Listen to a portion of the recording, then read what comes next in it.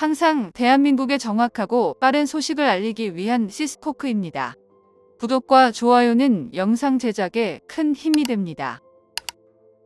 대한민국에서 만든 FA-50 전투기를 비롯해 KF-21 전투기까지 한국 무기들이 전 세계적인 열광을 받고 있습니다.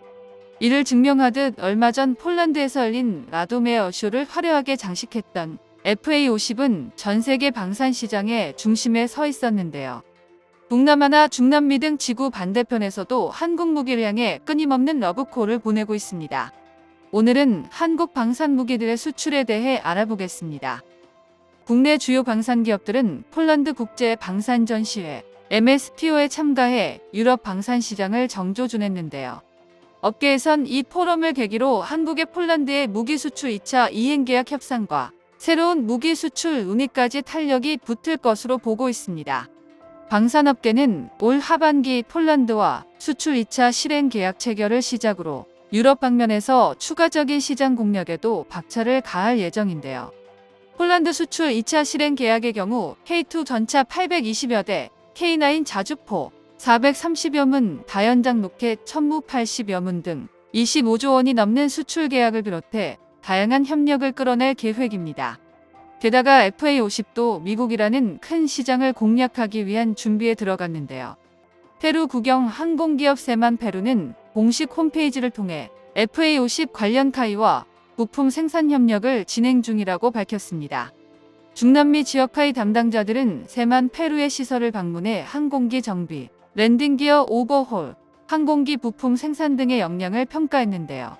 FA-50 항공기에 들어가는 여러 항공 부품을 위해 타당성 조사 및 생산을 점검했고 결과는 만족스러웠습니다.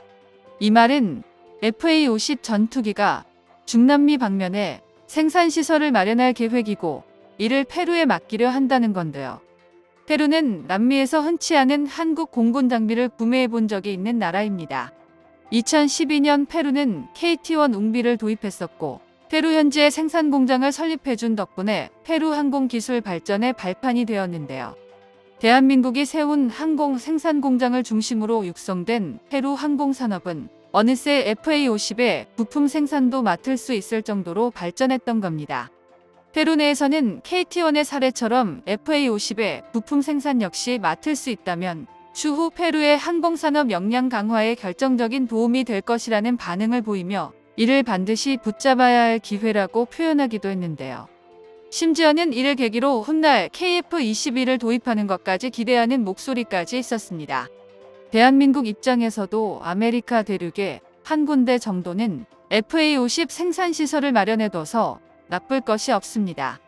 무엇보다 현재 FA-50이 노리고 있는 미군의 훈련기 사업을 위해서라면 조금이라도 가까운 곳에 생산시설을 마련해 둘 필요가 있던 겁니다. 총 파급효과 400조 원으로 평가받는 미군의 훈련기 사업을 따내게 되면 무려 1000대의 FA-50을 도입하게 될 것이며 이만한 수량을 전부 태평양이나 대서양을 건너서 전달하는 것은 비효율적이기 때문인데요. 물론 미국 내에도 생산시설을 설치가 되겠지만 상황에 따라 비교적 가까운 페루에 설립한 생산라인 역시 이 계약의 수혜자가 될 수 있을 것입니다. 미국뿐만 아니라 필리핀이 진행 중인 신규 전투기 사업에서도 FA-50이 경쟁국 기종들을 압도하고 있는데요. 한국의 FA-50의 가장 유력한 경쟁 상대로는 스웨덴은 그리펜입니다.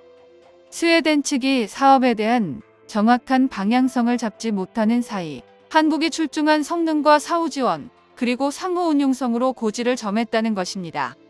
스웨덴이 당초 필리핀에 제안했던 기종은 그리펜 NG로 그리펜 이름을 달고 있는 전투기 중 최신형에 해당하는 것이었는데요. 그리펜 NG는 성능은 나쁘지 않았으나 개량 과정에서 그리펜이 가진 장점들을 모두 희석시켜버린 존재였습니다. 현재 멀티롤 전투기의 국제적인 표준은 F-16이라고 할 수 있습니다. 그리펜은 스웨덴이 이들을 상대로 낸 도전장이었는데 그 야심이 무색하게도 체급이 한 단계 작아서 필연적인 성능 격차가 발생했습니다. 대신에 챙긴 강점이 바로 저렴한 획득 비용 및 유지 비용인데요. 그리펜은 이를 통해 어느 정도의 수출 실적은 쌓을 수 있었지만 개발 당시에 기대했던 수준의 실적에는 전혀 못 미쳤습니다. 그래서 개발된 것이 바로 그리펜 NG인데요. 스웨덴은 그리펜의 실적 부진 원인이 결국에는 체급으로 인한 성능 부족이라고 판단했고, 이를 보완해서 동체를 전면 재설계하고 각종 항전 및 무장을 최신화하여 괜찮은 사양으로 그리펜을 개량했습니다. 그런데 개발 방향을 잘못 잡아 가격이 심각할 정도로 비싸졌습니다. 비싸다는 F-35에 버금가는 지경인데요. 도입과 운용이 저렴하다는 스스로의 장점을 전부 깎아먹어 버린 것입니다. 필리핀 역시 스웨덴이 제안하는 그리펜 NG를 고르기에는 부담이 너무 컸습니다. 그래서 스웨덴도 어느 정도 절충한 제안을 필리핀에 건넸는데, 자국에서 퇴역한 중고 그리펜을 오버홀해 그리펜 NG에서 사용했던 일부 기술을 적용해 만든 그리펜 플러스라는 사양을 판매하겠다는 것이었죠. 거기다가 정부 차원의 금융 지원 역시 제공하겠다고 나섰습니다. 그런데 이 시점에서 가만히 있던 한국이 나섰습니다. 마침 폴란드와 말레이시아에 판매할 FA-50 블록 20의 사양이 정해지기도 했고, 스웨덴이 스스로 스펙을 낮춰서 그리펜 플러스로 사업에 나선다면 한국이 패배할 이유가 없다고 판단했기 때문입니다. 필리핀은 이미 한 차례 FA-50을 도입해 공격기로서 사용하고 있습니다.